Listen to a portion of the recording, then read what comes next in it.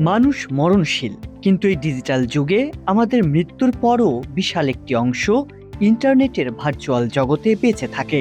বাস্তব জীবনের সম্পদ, বাড়ি গাড়ি বা ব্যাংক ব্যালেন্স নিয়ে আমাদের সুস্পষ্ট আইনি দলিল থাকে, কিন্তু কখনো কি ভেবেছেন আপনার মৃত্যুর পর আপনার ফেসবুক, জিমেইল বা ইউটিউব চ্যানেলের মতো এই বিশাল ডিজিটাল সাম্রাজ্যের কি হবে?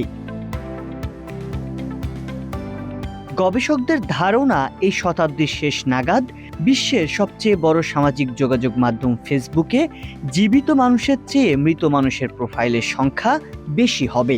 ফেসবুক বা ইন্টারনেট পরিণত হবে এক বিশাল ডিজিটাল গোরস্থানে। আজ আমরা বিশ্লেষণ করব মৃত্যুর পর এই ডিজিটাল সম্পদের মালিকানা নিয়ে আইনি জটিলতাগুলো কোথায়, এবং আমাদের পূর্ব প্রস্তুতি না থাকলে কি হবে এই ডিজিটাল সম্পদের পরিণতি।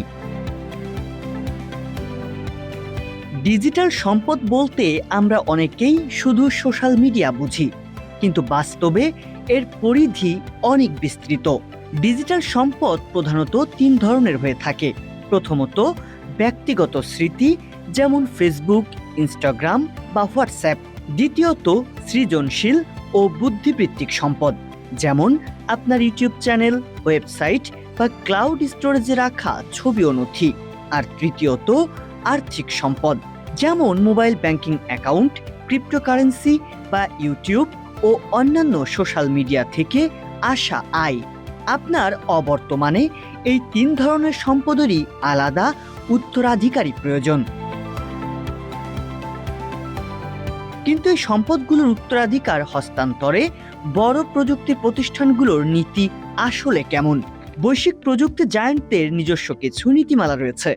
গুগলের নিষ্ক্রিয় অ্যাকাউন্ট ম্যানেজার বা ফেসবুকের লেগাসি কন্ট্যাক্টের মাধ্যমে আপনি আগে নির্ধারণ করে যেতে পারেন আপনার অবর্তমানে অ্যাকাউন্টের তথ্য কার কাছে যাবে। কিন্তু সমস্যা বাধে তখন যখন ব্যবহারকারী জীবদ্দশায় এই সেটিংসগুলো চালু করে যান না। কোনো প্রস্তুতি ছাড়া কেউ মারা গেলে পরিবারের জন্য সেই অ্যাকাউন্টের অ্যাক্সেস পাওয়া প্রায় অসম্ভব হয়ে পড়ে। এমনকি ডেথ সার্টিফিকেট দেখানোর পরও প্রতিষ্ঠানগুলো পাসওয়ার্ড দিতে অস্বীকৃতি জানায়, কারণ তাদের বৈশ্বিক টার্মস অফ সার্ভিস অনুযায়ী ব্যবহারকারীর সম্মতি ছাড়া তৃতীয় পক্ষকে তথ্য দেওয়া সরাসরি চুক্তিভঙ্গের শামিল।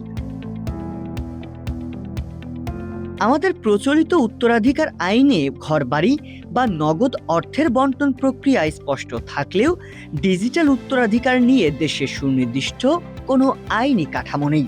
একজন ইউটিউবারের মৃত্যুর পর তার চ্যানেলের আয় কে পাবেন, কিংবা বিকাশ নগদের অ্যাকাউন্টে থাকা টাকা নমিনির অবর্তমানে কিভাবে হস্তান্তর হবে, এর কোনো স্পষ্ট দিক নির্দেশনা নেই। এর পাশাপাশি রয়েছে একটি বড় নৈতিক বিতর্ক। মৃত্যুর পর একজন মানুষের প্রাইভেসির অধিকার কি শেষ হয়ে যায়? অনেক সময় পরিবারের সদস্যরা মৃত স্বজনের স্মৃতি হাতড়াতে তার ইনবক্স বা ইমেইল দেখতে চান, কিন্তু ওই ব্যক্তি হয়তো জীবদ্দশায় চাননি তার অতি ব্যক্তিগত বার্তাগুলো কেউ দেখুক। আবেগ আর প্রাইভেসির এই নৈতিক দ্বন্দ্বের কোনো সহজ সমাধান এখনো মেলেনি।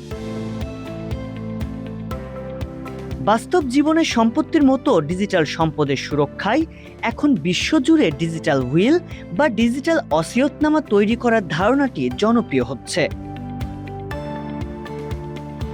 এই সংকট এড়াতে আজই তিনটি পদক্ষেপ নিন। প্রথমত, গুরুত্বপূর্ণ অ্যাকাউন্ট ও তা পরিচালনার দিক নির্দেশনা একটি বিশ্বস্ত ফাইলে বা পাসওয়ার্ড ম্যানেজারে সংরক্ষণ করুন। দ্বিতীয়ত, গুগল, ফেসবুক ও অ্যাপলের সেটিংসে গিয়ে লেগাসি কন্ট্যাক্ট নির্বাচন করে রাখুন। তৃতীয়ত, ডিজিটাল ওয়ালেট বা মোবাইল ব্যাংকিংয়ে সঠিক নমিনির তথ্য আপডেট রাখুন। আমাদের অস্তিত্বের একটি বড় অংশ এখন ভার্চুয়াল জগতের কোড আর ডেটায় বন্দী। তাই মৃত্যুর পর আমাদের এই ডিজিটাল চিহ্নগুলো যেন পরিবারের জন্য বোঝা বা আইনি লড়াইয়ের কারণ না হয়ে দাঁড়ায়, সে বিষয়ে সচেতন হওয়ার এখনই উপযুক্ত সময়।